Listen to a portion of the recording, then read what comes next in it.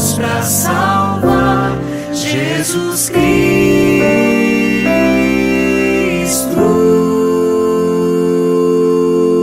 Lições do Santuário, verdade presente. Na lição anterior, vimos que Deus queria seu povo no meio dos continentes habitados da época, porque eles dariam ao mundo o Messias. Deus queria transformar aquela massa de gente em nação e faltava a sede do governo central.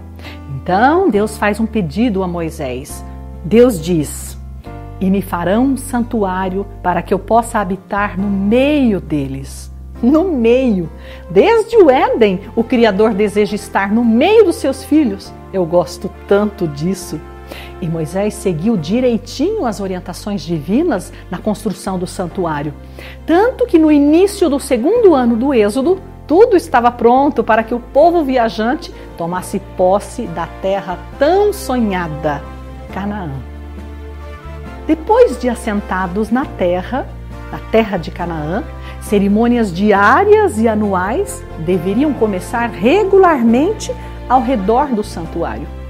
De acordo com o livro de Levítico, as cerimônias diárias eram sacrifícios realizados toda manhã e toda tarde, e as cerimônias anuais eram as 7 festas: Páscoa, Pães Asmos, Primícias, Pentecostes, Trombetas, Expiação e Tabernáculos.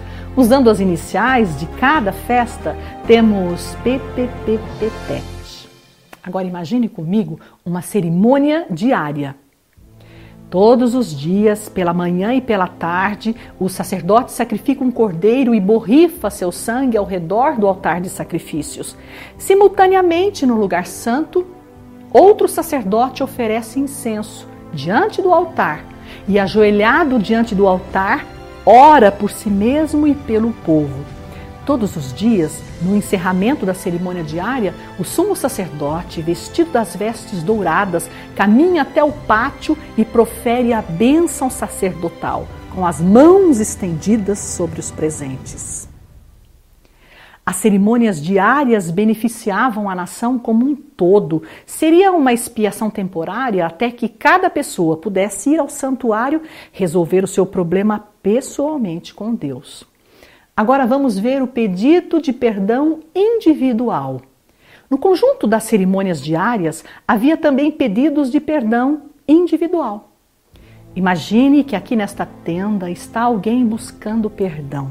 Essa pessoa pega um cordeirinho macho do seu rebanho, de 1 ano de idade, sadio, criado como um bichinho de estimação, e o leva à porta do santuário. Diante do sacerdote, com a mão sobre a cabeça da oferta, o pecador confessa seus pecados a Deus, que transfere esses pecados para a vítima. Com a ajuda do sacerdote, sacrifica o cordeiro. O sacerdote aplica o sangue nas pontas do altar e também nas bases do altar de sacrifícios, transferindo simbolicamente os pecados confessados para o santuário. Eventualmente, quando o pecado fosse de um sacerdote ou da nação inteira, por exemplo, a vítima seria um novilho. E a dinâmica era diferente. O sangue do novilho era levado pelo sacerdote para dentro do lugar santo e aplicado no altar de incenso. Olha, um detalhe importante. Na maioria das vezes, o sangue que contaminava o santuário era aplicado no altar de sacrifícios que ficava no pátio. Em situações específicas, o sangue era aplicado no lugar santo.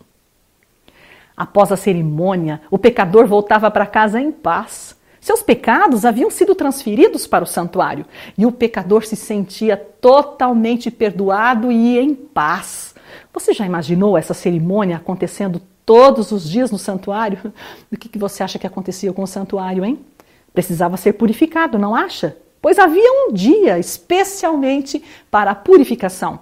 Era um dia de festa, a festa mais importante do calendário religioso judaico.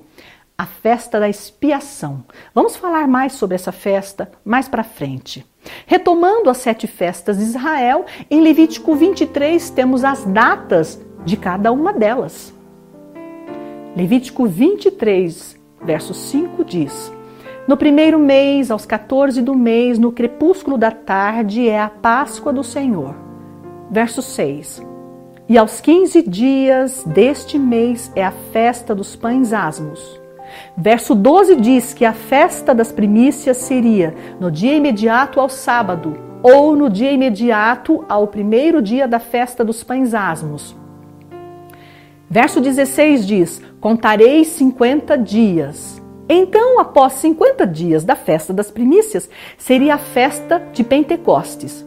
No verso 24, temos a data da festa das trombetas, no mês 7º ao 1º do mês. O verso 27 diz: mas aos 10 deste mês 7º será o dia da expiação. E no verso 34, a data da festa dos tabernáculos. Aos 15 dias deste mês 7º será a festa dos tabernáculos. Você não acha interessante que Deus tenha envolvido o evangelho eterno em festas?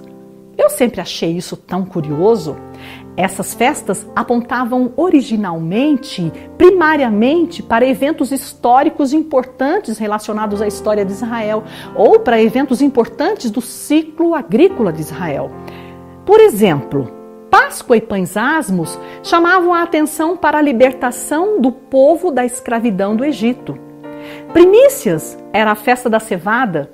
Esse era o primeiro cereal que amadurecia e os adoradores levavam uma amostra até o templo. A festa de Pentecostes era aquela festa em que acontecia 50 dias depois da anterior.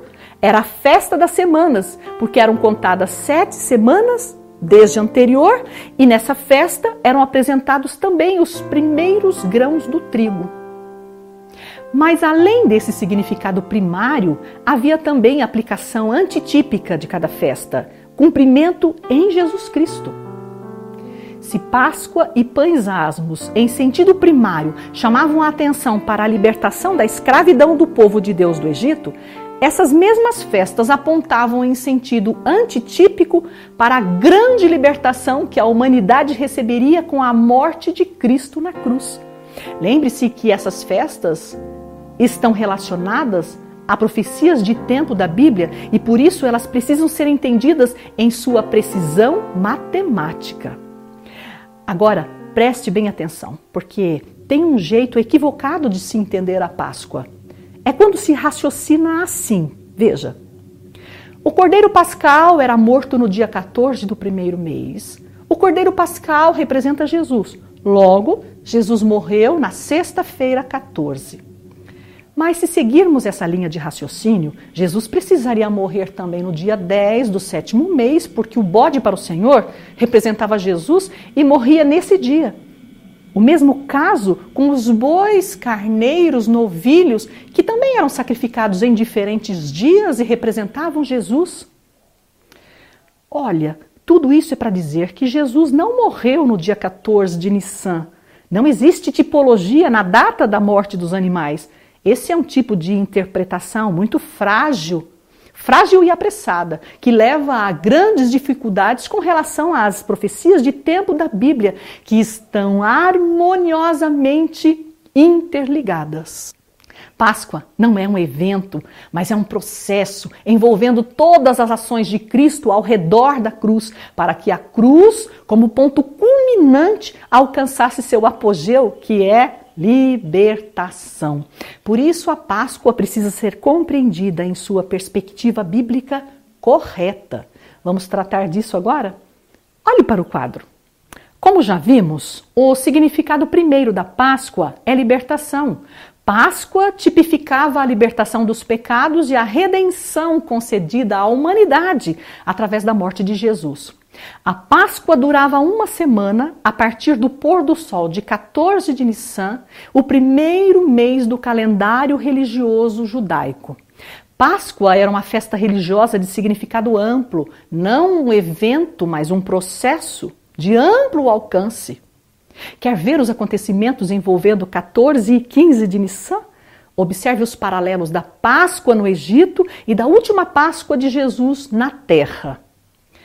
No capítulo 12 de Êxodo está a primeira legislação sobre a Páscoa. Diz assim: aos 10 deste mês, cada um tomará para si um cordeiro.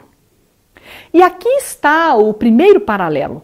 Então, no dia 10, o cordeiro foi separado no Egito. E no dia 10 da semana da crucifixão, Jesus foi separado como cordeiro também. Para a tradição cristã, o domingo 10 de Nissan é conhecido como Domingo de Ramos, aquele da entrada triunfal de Jesus em Jerusalém, montado num jumentinho e saudado nas ruas com Hosana, Hosana, ao filho de Davi, bendito que vem em nome do Senhor, Hosana nas maiores alturas. Deve ter sido uma linda celebração. Quer ver outro paralelo?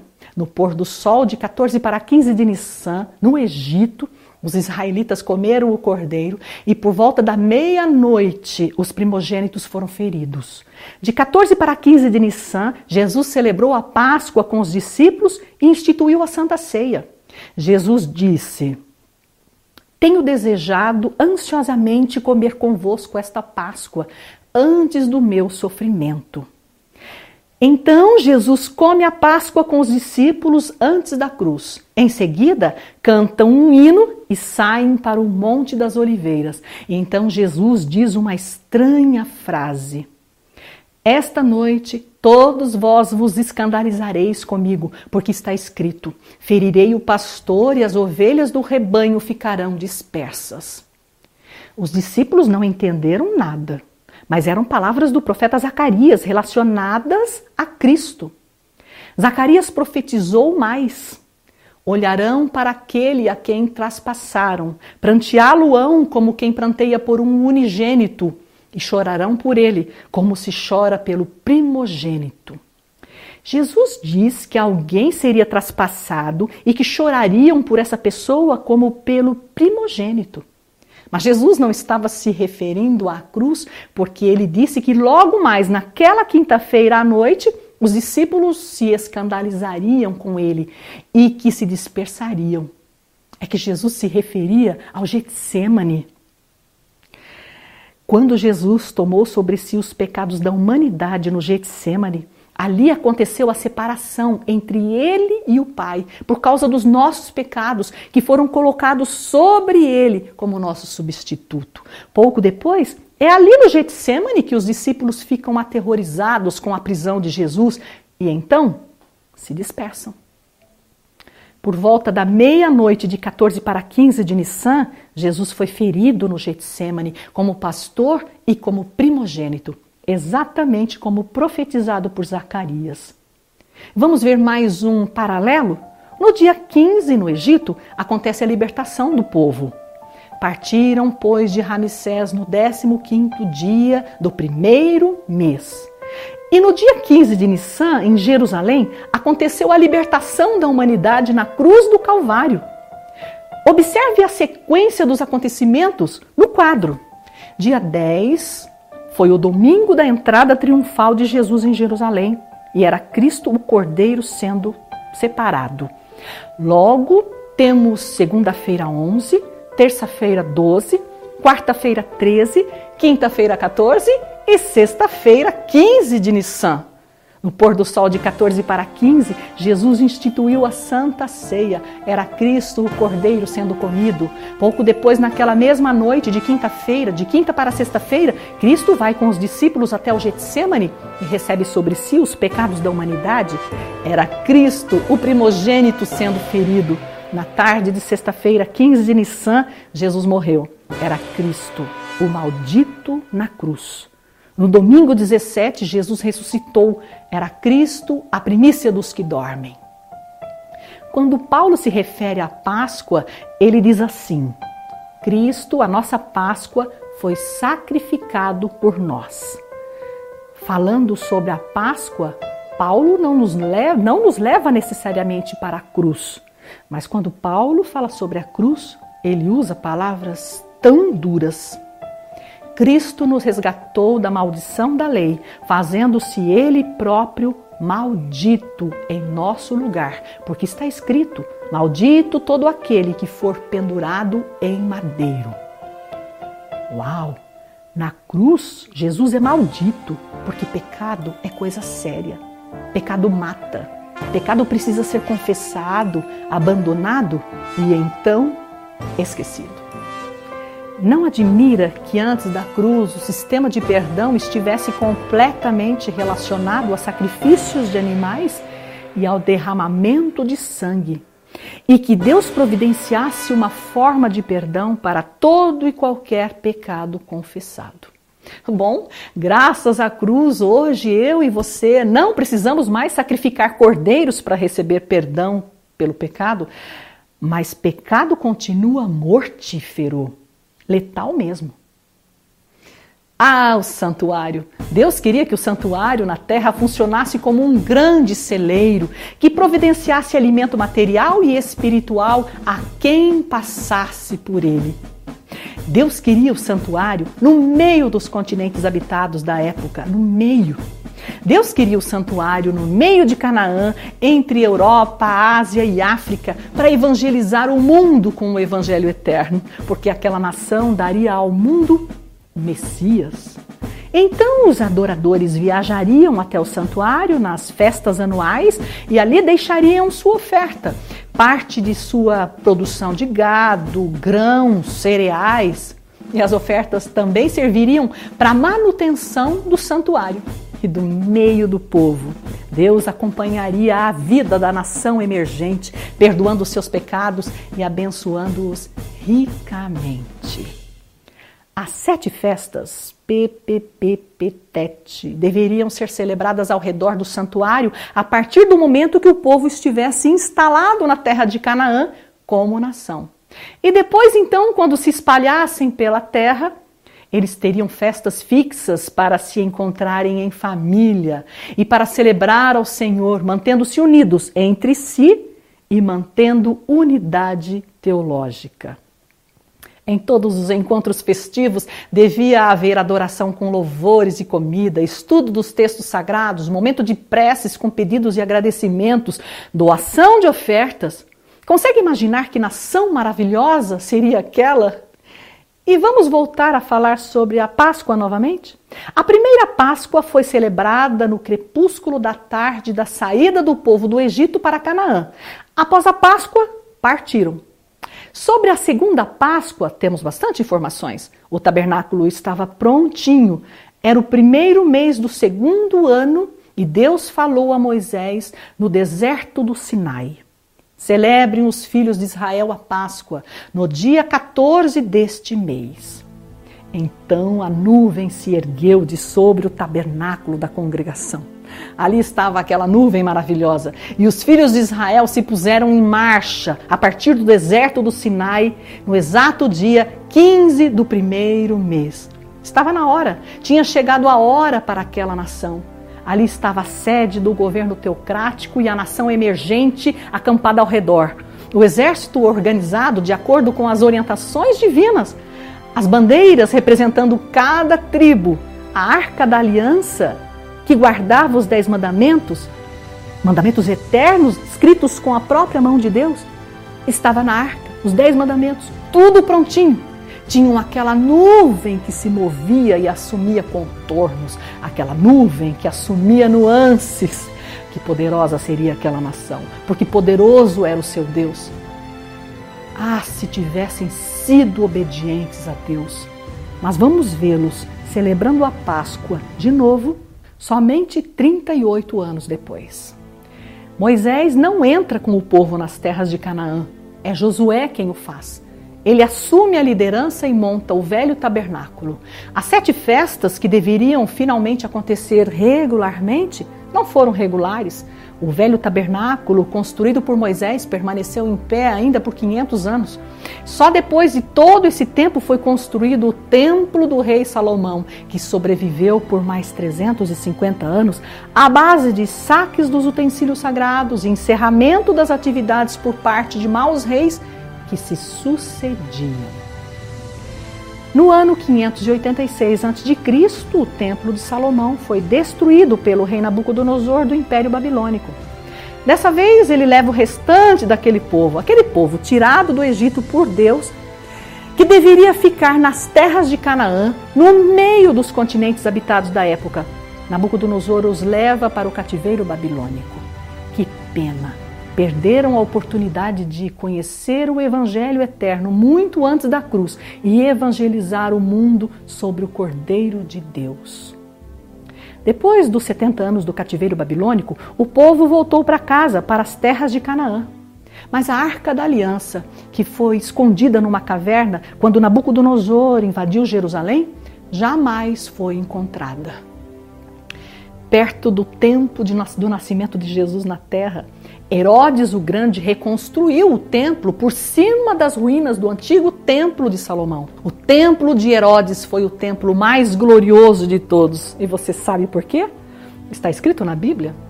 Gosto muito da tradução em espanhol, que diz assim: a glória desta última casa será maior do que a primeira, diz o Senhor dos Exércitos. Encherei esta casa de glória, porque virá o desejado de todas as nações. Claro que esse foi o templo mais importante de todos. Ali Jesus pisou os seus santos pés. Isso me impressiona tanto que o próprio Criador, o desejado de todas as nações, esteve conosco no meio de nós. Isso é amor. Amor desse Deus surpreendente. Certamente Ele tomou sobre si as nossas enfermidades e as nossas dores levou sobre si. E nós o reputávamos por aflito, ferido de Deus e oprimido. Percebe quanto amor tem Jesus pela humanidade? Quanto amor tem Jesus por você? Entre pela fé no santuário celestial e descanse no Senhor.